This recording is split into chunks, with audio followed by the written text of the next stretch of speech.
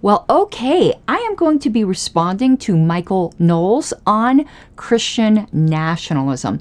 And what Michael does is the typical Mott and Bailey fallacy. And if you're not familiar with that, here's a good description of it. It's a form of argument and informal fallacy where an arguer conflates two positions that share similarities, one modest and easy to defend, the Mott, and one much more controversial and harder to defend, the Bailey.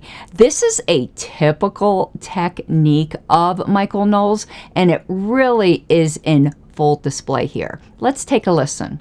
Something that people back away from when they hear the phrase Christian nationalism is they'll say, well, goodness, what does that mean for Jews? What does that mean for Muslims? What does that mean for regular old agnostics and atheists? And my answer to that is, it means what it has always meant, which is the greatest country on earth that people of all of those backgrounds seek to flock to. I'm making an historical observation that the United States political order has been Christian nationalism. During those centuries of Christian nationalism, plenty of Jews have flocked here, plenty of Muslims have flocked here, and plenty of atheists and agnostics as well. Because the idea of a Christian nation is not to say that we give a preference or a special privilege to one religious group over another religious group. It's to say this is how we view the world, and we're going to treat people with certain privileges and rights and dignity and all the rest of it based on our Christian view. So in practice, Jews, Muslims, atheists, agnostics will flourish much better under a Christian nation. And there he goes. See, he is conflating two terms. He is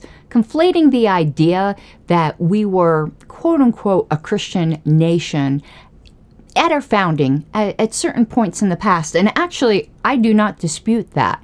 Unlike some people, I do think it is or should be somewhat uncontroversial, but that is not the same thing as Christian nationalism. So he takes the much easier to defend point and then imports that meaning into the much more loaded and controversial term of Christian nationalism. Yes, people have wanted to come to this country because of our liberal values, of our freedom, and our opportunity for so many people to flourish, which wasn't going on in other countries. And you can claim that was because of a Christian heritage, and we can argue about that. But certainly people of all faiths have felt welcome in coming here.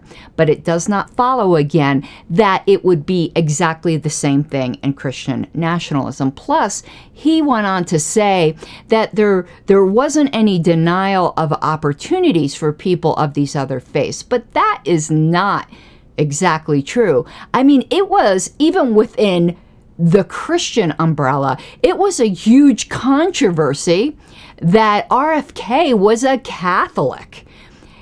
Those things still were frowned upon in public life. And if you listen to proponents, like actual hardcore proponents of Christian nationalism today, they openly say that, well, you know, as long as you're not doing it in public, and you could just hear the yelling of Christians today when secularists say to them, if you don't practice your faith in your public life, as long as this is a private thing, we don't have a problem with it. And they rightly objected. That's not the way faith works. But the Christian nationalists say, you know, you can be an atheist, you can be another faith, you could be a flaming heretic as far as we're concerned, as long as you don't publicly promote that, you'll be fine. But there will, in fact, be blasphemy laws against those of you who advocate those sorts of things in public. And if there isn't an outright religious test for office, it will be certainly difficult. You will not be favored for positions of public school teacher or public office of any kind in their Christian nationalist vision. So he is just being absolutely dishonest here and saying something a lot more innocuous and slipping in something more sinister, at least in my view. Now, does he actually know he's doing this?